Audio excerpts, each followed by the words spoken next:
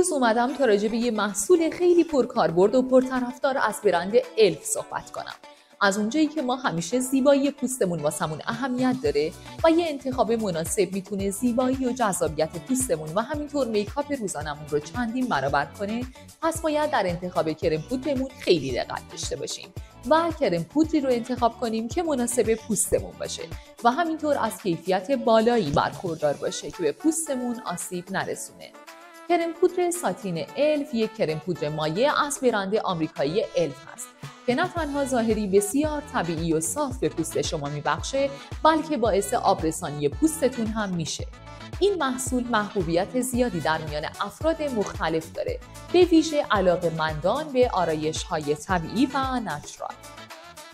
کرم پودر مایع مدل ساتین برند الف برای انواع پوست مناسبه و گزینه‌ای مناسب برای استفاده روزانه است و این یکی از ویژگی‌هایی که در محبوبیت این محصول تاثیر زیادی داشته. کرم پودر ساتین برای انواع پوست‌های چرب، خشک و مختلط مناسبه. نکته بسیار مهم در خرید این محصول اینه که کرم پودری رو انتخاب کنید که با رنگ پوستتون مطابقت داشته باشه. برند الف طیف وسیع از رنگ‌های جذاب رو برای تمامی پوست‌ها ارائه می‌کنه و همچنین خرید کرم پودر الف اورجینال مزایای بسیار متعددی داره. این کرم پودر زیر نظر متخصصین برند الف با کیفیت بسیار بالایی تولید شده و در نهایت بدون آسیب به پوست، ظاهری بدون عیب و نقص رو به اون می‌بخشه.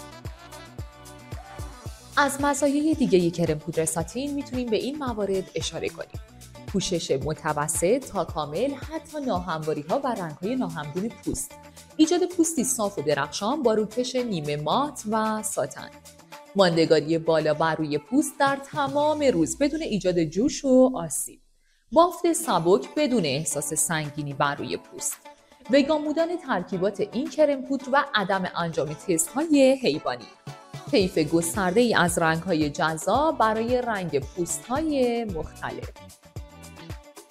به طور کلی خرید کرم پودر ساتین الف خرید یک کرم پودر با ترکیبی از مزیت‌های کاور و ماندگاری بالا و قیمت مناسبه که این محصول رو به گزینه قابل اعتماد برای استفاده روزمره تبدیل کرده که همینطور که از اسمش پیداست هیچ نقصی بر روی پوست باقی نمیذاره.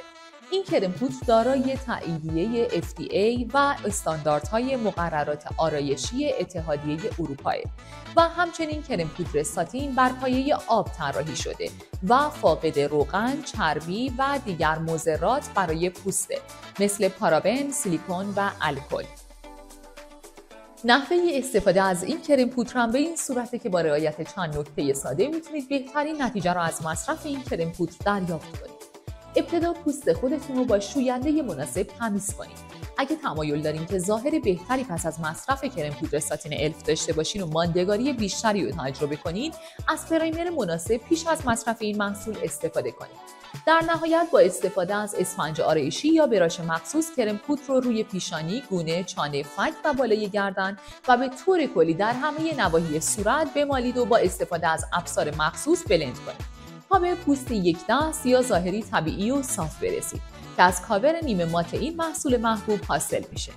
در نهایت برای دریافت مشاوره و راهنمایی و ثبت سفارش خودتون هم میتونید با کارشناسان بخش فروش کلارا تماس بگیرید.